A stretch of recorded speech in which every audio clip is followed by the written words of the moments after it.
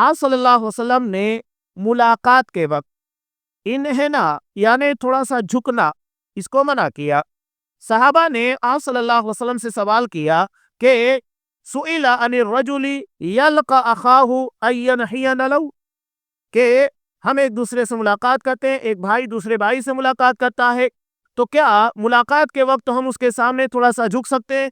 तो आप सल्लल्लाहु अलैहि वसल्लम ने साफ तौर के पर कहा नहीं। ये तिरमिजी की रिवायत है।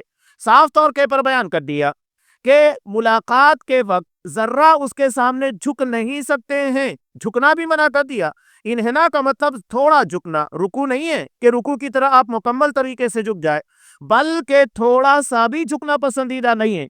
अब यहाँ बहुत सारे लोग गलती करते हैं, आदतन भी हो चुका है, लेकिन अकीदे को जानना जरूरी है। ये नहीं कि आपकी आदत में तो चल जाएगा।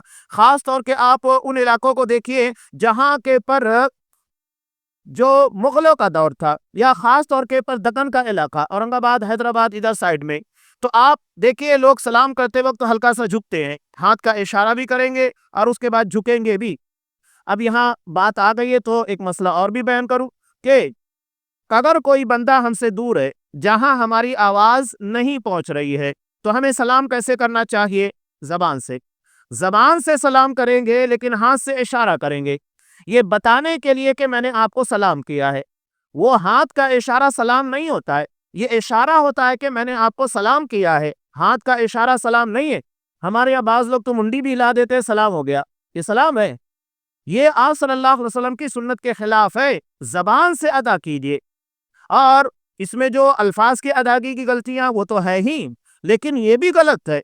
उसके अलावा बाज मतबा बंदा बिल्कुल करीब होता है, बिल्कुल करीब होता है, हमारी आवाज आसानी के साथ उसके पास पहुंच जाए, उसके बाद भी हम हाथ का इशारा करते हैं। ये क्या बात हुई? जब आवाज पहुंच रही है तो हाथ का इशारा क्यों कर रहे?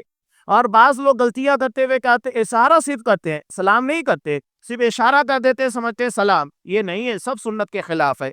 आप जबान से सलाम कीजिएगा, आवाज पहुंच रही है, बहुत अच्छी बात है, लेकिन अगर आवाज नहीं पहुंच रही है तब भी आपको आवाज के साथ सलाम करना है और इशारा करना है कि मैंने आपको सलाम किया है। वो आपको जवाब देगा उसी तरह आवाज के साथ, और वो इशारा कर दे कि हाँ मैंने आपके सलाम को सुन लिया, समझ लिया, उसका जवाब दे दिया। ये तरीका है।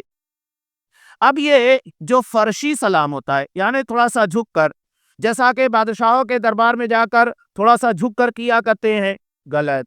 आप सल्लल्लाहु अलैहि वसल्लम ने साफ तौर के पर मना किया, और ये मुगलों के दौर के अंदर बिल्कुल आम था। और अगर कोई बंदा दरबार में आने के बाद इस तरह फर्शी सलाम नहीं करता था तो उसे गुस्ताख माना जाता था। शेख अहमद सरंदी के बारे में आप पढ़िए कि जब शाहजहां के दरबार के अंदर इनको पेश किया था तो कान भरने वालों ने यह भी कहा था कि बादशाह सलामत जब वो आपके दरबार में आएंगे तो आपको फर्शी सलाम नहीं करेंगे। और शेख अहमद सरंदी ने नहीं किया, जो सुन्नत का तरीका था वही पेश किया। और जब एतराज हुआ, साफ तौर के पर कहा कि ये नबी करीम सल्लल्लाहु अलैहि वसल्लम की सुन्नत के खिलाफ है और हमें किसी को भी ताजीमी तौर के पर झुकने से मना किया गया है, लिहाजा कोई बादशाह ही क्यों ना हो हम उसके सामने जर्रा नहीं झुकेंगे।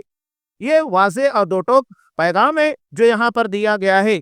हमारे यहाँ चाइनीज है, जापानीज वगैरह, उन लोगों का भी तरीका मुलाकात के वक्त झुकने का है, ये कल्चर है, तहजीब है, लेकिन फिर भी आपने मुलाकात के वक्त झुकने से मना किया है, नहीं करना चाहिए।